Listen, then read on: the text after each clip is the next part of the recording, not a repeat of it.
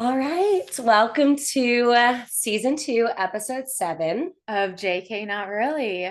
Thanks for coming back, guys. Yeah. And I just want to give a little shout out, first of all, of just the platform that we created and how we're just raising awareness, to be honest. Like for individuals that feel as if they don't have a voice, that don't know what their own voice even may look like or feel like. And for us to be extremely vulnerable and talking about our experiences, I'm just forever grateful and proud that we're doing this, not only for ourselves, but for others as well that might not have this opportunity. Yeah, I think that the overall vibe that you and I are constantly trying to create is what would we want people to say to us Yeah. in a podcast? What would we relate to? What advice could we have needed? Kind of on our darker days or like bright days going forward. And Yeah. then you hit the nail on the head when you're saying it while we're creating this platform and while we're having fun. I think there's a certain responsibility that you and I also take power in having, Mm-hmm. even when it's really difficult. I Yeah. mean, behind closed doors, what everyone doesn't see is the anxiety that we have before we hit record every single time without fail. Oh, every single episode, like freaking out about it, even though we just previously recorded like a really good episode, like trying to get that like back and we got this confidence. And then here we are pressing like play and freaking out Yeah, and just internally. reassuring ourselves if we don't like where it's going, if we didn't like the way something came out, we hold the power, we can stop it. But it's I know that like when people listen to us and even some feedback we've received, Mm-hmm. such as, I can't believe how vulnerable you are. I can't believe how Yeah. easy it is for you to be vulnerable or brave or talk about whether it's being a child of divorce, being in a domestic violence relationship, eating disorders, anxiety, Mhm. all these really, really heavy topics. We will be the first ones to tell you it's not easy for us. Not at all. Like, It's not easy. It takes a lot of work, a lot of self reflection. And I mean, to be honest, like this was a lot of education, a lot of experience that we had to endure to get to where we are right now. right. Hence, I mean, I know that I have the educational background as a therapist, so I know how to respond, the dialogue to use, the communication, the respect, but you also have to learn it as well on a personal level to get to where you are. And I'm still constantly learning as well. I'm always going to evolve. Mm-hmm. But there were times that I didn't know how to have a healthy conversation or what a healthy conversation looked like, especially like in college too. I think it's important. I think that's almost a missing puzzle piece or a link for your story sometimes is I get, I mean, people know if they knew you at that time, but it's really almost three chapters for you, to be completely honest. I Mm, think we talk more about the recent two, but I yeah, think there's a missing link there if you want to dive into that a little bit. I could. Yeah. And again, this took like a lot of reflection and still like a lot of like anxiety and nerves, even talking about it like right now on this platform. But looking back, I think everything like really stemmed from a relationship that I had in college and just not having my needs met and expressing those needs. And then once that relationship ended, I entered a new relationship and it was this love bombing. Um, Can you explain that to me? It's love yeah. bombing is a term that I hear all the time now, but I honestly am not Yeah. quite sure what it is. Really? Yeah, I, Okay. I is it different from gaslighting? Yes. Okay, see, that's why I ask these 100%. questions. Please, please tell No, me. I'm happy that you asked that question. So, love bombing, I mean, take the two words and put it together. So, it's someone showing you this affection that you have never felt before and like putting you on this Um, pedestal and making you feel as if you are their world. is it strategic in the sense of they find out what you've never felt before and then use that? Absolutely. It's like I put you on this pedestal. I gave you so much love and affection. Like you're my one and only. I can't believe I finally met you. You're my unicorn. And then it's like, oh my goodness, somebody finally sees me for me. Someone's finally appreciating me. And then with those tactics, they're going to start gaslighting you and start manipulating you. And then in a way, you're just like, wait, he put me on this pedestal. So I know he loves me.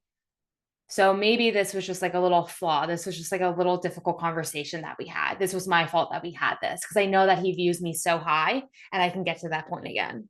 Because it's such like a rush to be on that pedestal and for someone to like love you that way. Right. And is it also, do they also use sort of gestures and experiences? Because that's what I felt as an outsider viewing your past relationship. When you Oh, would get the extravagant spa days or experiences from an yeah. outsider looking in, I was like, wow, he's giving her such this lavish lifestyle Lifestyle. because he must worship her. That's Yeah. how it was viewed from the outside. Well, and that's what it was also told as well from an insider's perspective. It was like, I work so hard day and night to provide this life for you because you deserve this. Okay. So it is like the lavish hotels, it is the jewelry or the surprises. Like you come home and there's like a new custom purse on the kitchen sink, and he replaced like some verbiage with, you work so hard that you deserve this. And I'm finally showing you your worth. But behind that was also him showing me that he can provide for me, that he should be providing for me. Okay. Does And that make wasn't it, sense? yes. And, but wasn't it also, which again, I didn't know this for the longest time, Mm-hmm. wasn't those trips or gestures, didn't they kind of line up with your times of conflict? So at first, no, because it was like So it is strategic. 6 months of pure love bombing. Like, oh my goodness, like this is the best thing that ever happened to me. I can't believe I found him and he found me. Like, this is quote unquote perfect. So it's gradual. It's very gradual. And then all of a sudden we'll get into a conflict. And like looking back at it, the conflict was always pointing at the fingers at me that I did something wrong. And then it was in a way berating me, saying, you can't do this. Don't ever do this again. I have given you X, Y, and Z. How could you do this to me? And then I'm like, oh my God, wait, no, he just got me a purse. He just did this for me. He just spent 3 months planning this vacation. I'm so sorry. And then it was paired with another lavish gift Oh, to soften the blow. to soften the blow. So it was the blow, then the gift, Mm. and then another gift. And then all of a sudden there was another blow. Like I remember like there was one blowout that we had. And then he stopped mid conversation. He goes, you know what? You're wasting my time. I already planned the spa day for you. So just go to the spa and we'll figure it out when we get back. And I had to go to the spa because if I didn't go to the spa, then that would be disrespecting the money that he spent for me for that spa day. And then I would be selfish yet again. And then you would get into another fight. Yeah. And it would just be the cycle that continues. Mm-hmm. So did you find yourself, because obviously you talk a lot about now being responsive versus reactive, but Yeah. you also are really open about the fact that it took a lot of work for you to get there. So Yeah. when you were in that past relationship, Yeah. was there disassociation, and what is disassociation for those that may not know? Mm-hmm.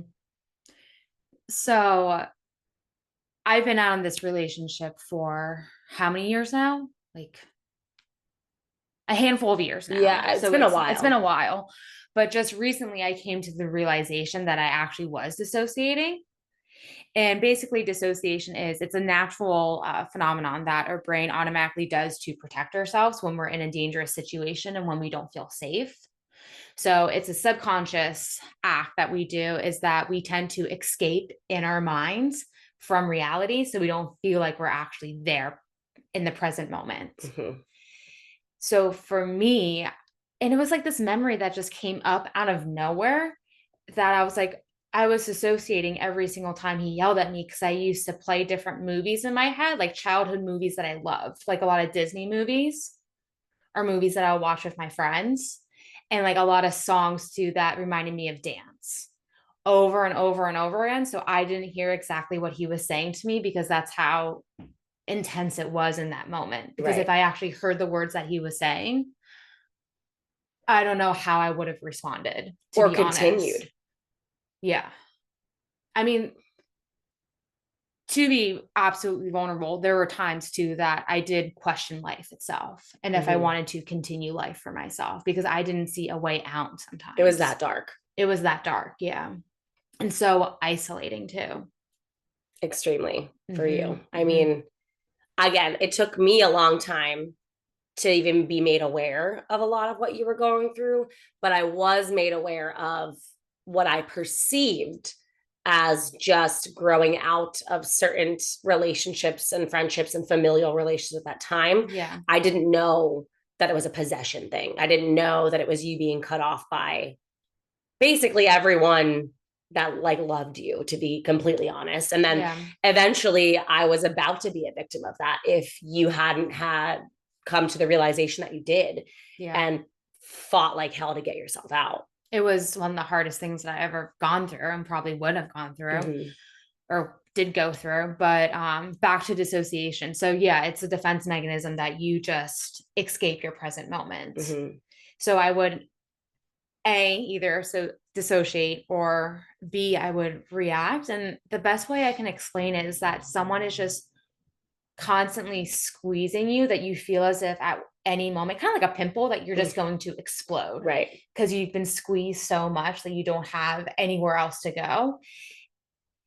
And it got to the point that I like became physical, not towards him or towards me, but like I would punch like a mirror. Like, can you see me punching a mirror? Never. And like, Certainly not today at all. no, no. But I And think that just speaks to just that, physical reaction to what you're enduring. yeah, It's almost like this. How else are you supposed to release it at that point if you're in yeah. such an unhealthy relationship? I think that behavior makes sense to me. I mean, there was nothing else that you could do in that moment. And then there's also like this thought too, whatever I'm going to do is going to seem crazy. So there's some cognitive dissonance at that point too. Mm, So like, then I'm going to be fucking crazy. Then I'll show you crazy. right.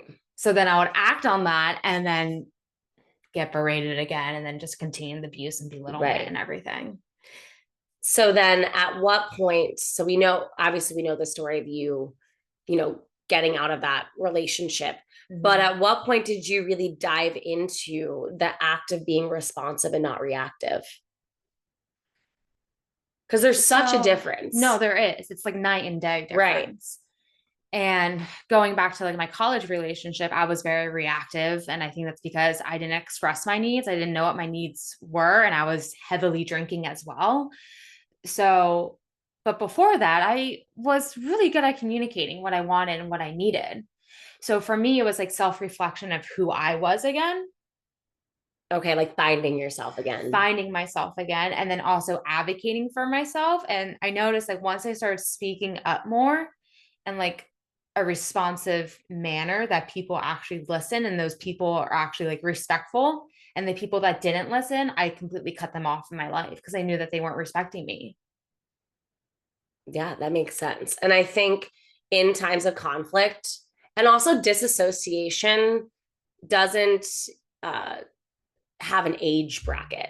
Like No. being a child of divorce and multiple divorces in that, I that was survival for me and my siblings a lot was to Yeah.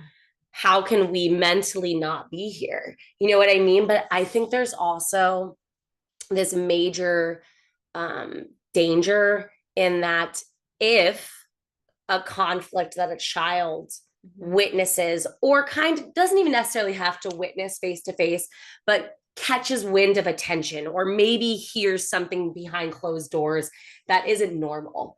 And in their gut and their mind, body, soul, they know something's off or they feel, oh, like our mom and dad fighting or Yeah. something's just not right. It And doesn't like sit with you, you right? feel Yeah. it and you Like could feel it as physically feel young. it. I remember feeling it as young as 5 years old. Mhm. It's something Yeah. it changes as you get older, but it's always there. Yeah. And then the danger, I think, in not acknowledging conflict and not Mhm. almost debriefing conflict with a child when you know on some level they know. I mean, they always know. Right. Like you were in the same house or maybe the same room or the same, or they know someone's not coming to dinner or Yeah. isn't around But I mean, or like as children, we're constantly observing everything in our environment to learn and to grasp different like aspects of life. let me be the first to tell you, your kids see everything. Yeah. They see everything.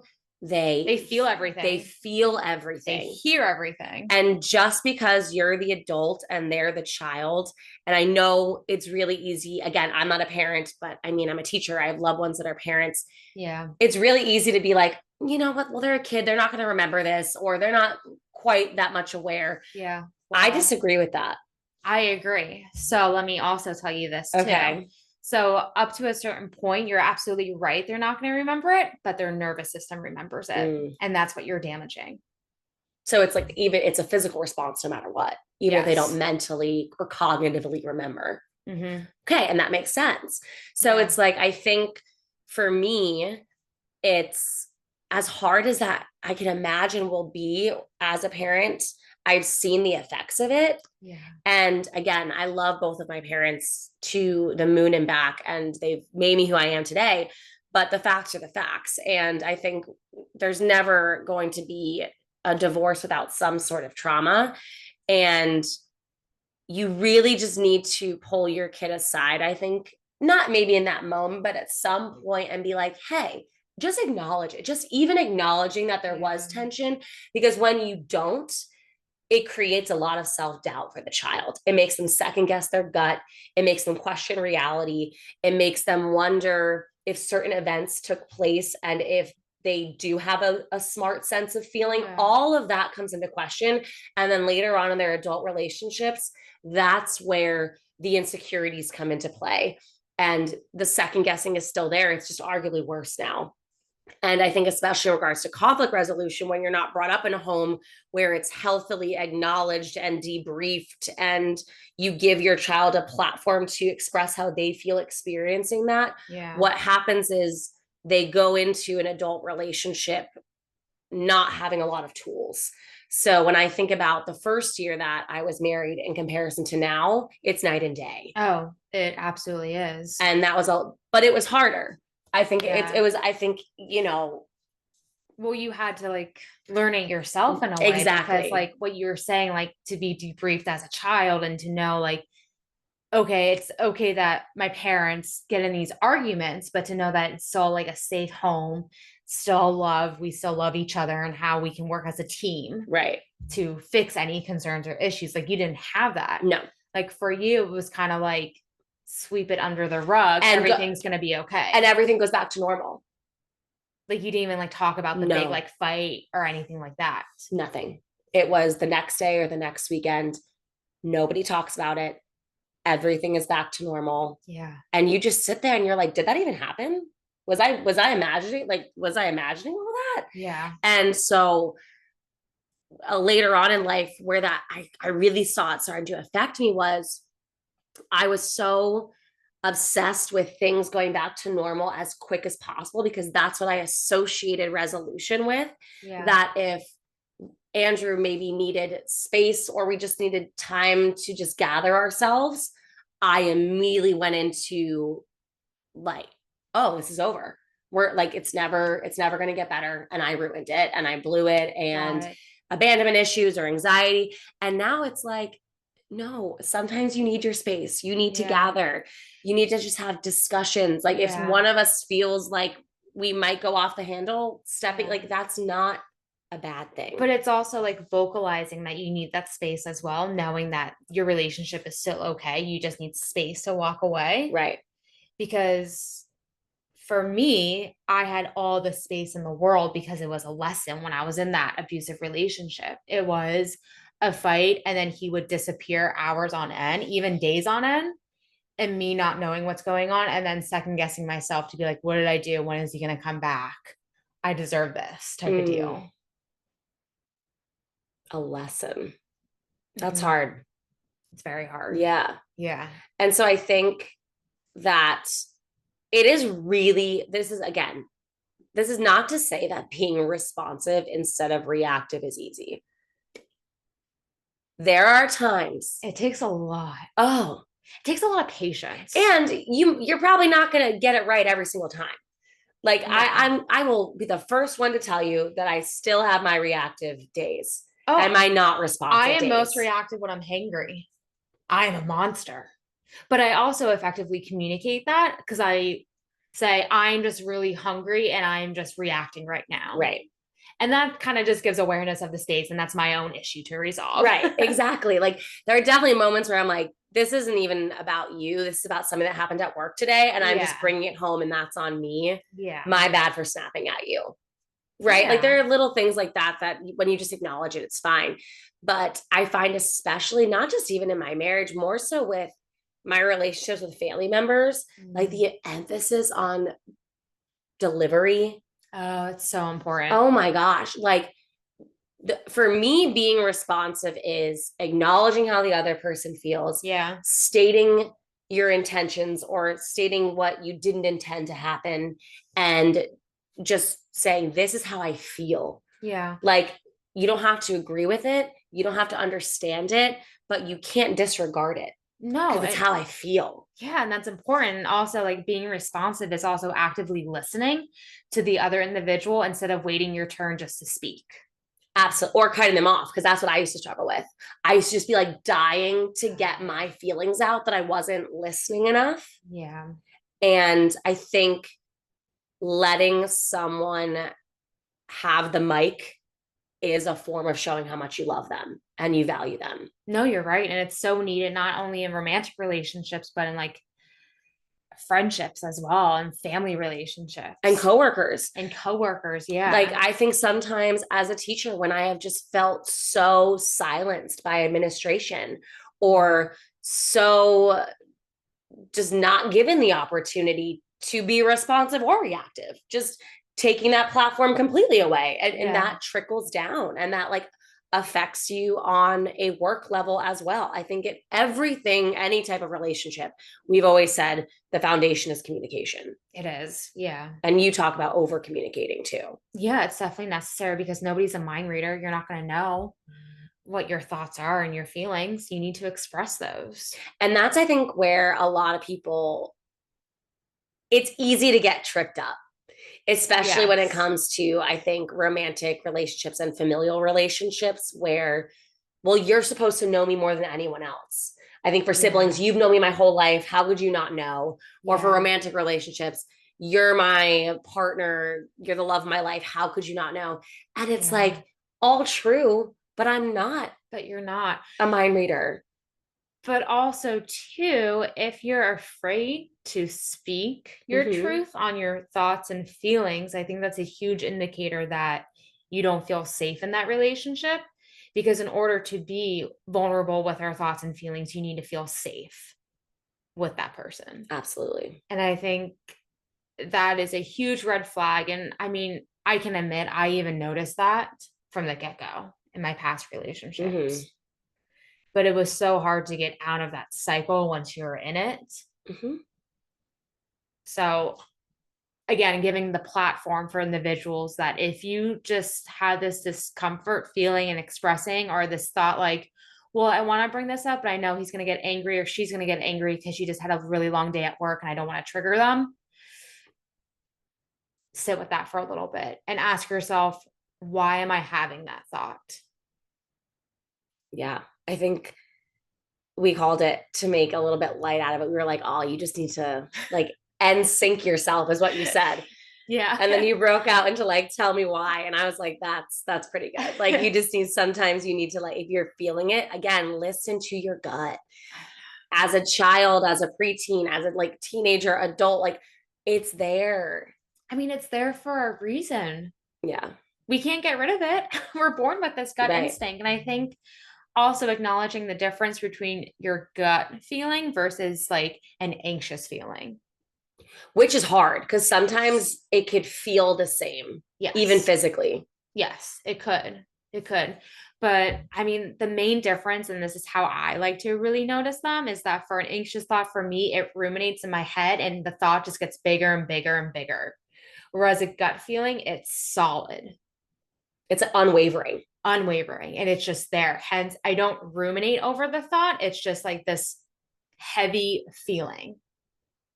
Yeah, I think a beautiful thing about humans is that we do have that capability to feel when something's wrong. Yeah. I think our downfall is that we also have this beautiful, powerful brain that can talk the other beautiful, powerful part of us out of feeling that. Yeah. And it's like it can be that constant tug of war feeling. Yeah. But it's there for a reason, like you said. It absolutely is. And you can even like question this as well. Like, why am I having like this overwhelming feeling? Mm-hmm. And what's causing it? Like, look at what happened that day, what happened that week, if it's reoccurring, if it's consistent. Yeah. Like, are you I remember this leads me to one of my cousins was visiting me and she asked me, like, when did you know like Andrew was the one? And no one had ever asked me that. And that took me like a second. I was like, I don't think anyone's ever asked me that. I was like, that's crazy. Like I've thought about it. Like, how did I know? But no one really asked me. And I was like, I think I knew when for the first time in my life, I could just be 100% myself. Yeah. The bad, the ugly, the parts of me that I'm the most ashamed of. Like, just, I just laid it all out there. Yeah. And when he did come into my life romantically, I was not in a great state. Like I was exiting a relationship that was extremely toxic. Yeah. And that I stayed in for way too long when I knew it wasn't the best or the most healthy. And I also took a lot of the patterns that, again, I learned From from childhood childhood. And he never shamed me. Yeah. He just kind of, we fell in love and he was like, we'll get through this and we'll work on this together. And if this is something that you want to improve, then I've got you. But I told her, I was like, when I'm ever afraid to go to your person for anything, even if you're struggling to even get the words out, like if you're so ashamed or you're just embarrassed or you're not sure how you're feeling or it's something really vulnerable, there's no fear. No. Like you might have a self shame, but that person's not shaming you. No. Like that's, I think, the difference. I think I didn't go into as depth with that with her. I just pretty much said, I think I knew when I didn't have to hide parts of myself anymore. I think that's the best way to put it. Yeah. Like you're fully 100% yourself. Yeah. And like that's how I felt too. And I also felt so safe. Mm-hmm. And that's what I said. I said that to one of my uncles when we just got engaged. And there's such a negative connotation with saying this person makes me feel safe, because I think people interpret that as a safe choice. Oh, that's what I've really noticed, that there's a weird negative connotation with saying, oh, I've just never felt more safe. I think some people interpret that or misinterpret that as, oh, you're doing what's safe for you. Like you're taking like a safer route. Because I think people think that like love should be this like risk taking, adventurous, spontaneous, which sometimes, yeah, but that's not sustainable 24/7. You need a safety security blanket. Yeah. And that's not consistent 24/7 either. Right. And then also, if you want to consider young ones into your life as well, you want that environment to be safe. Absolutely. Wow, I've never heard that before. Yeah, I haven't heard it a lot, but I've heard it from some people. But that also just like reminded me of something too in my past, is that my ex would say, I'm just pushing you to be a different person. I'm pushing you to excel to the best that you can be. And I'm like, well, you should love me for who I am right now. Yeah, like why isn't who I am good enough? Yeah.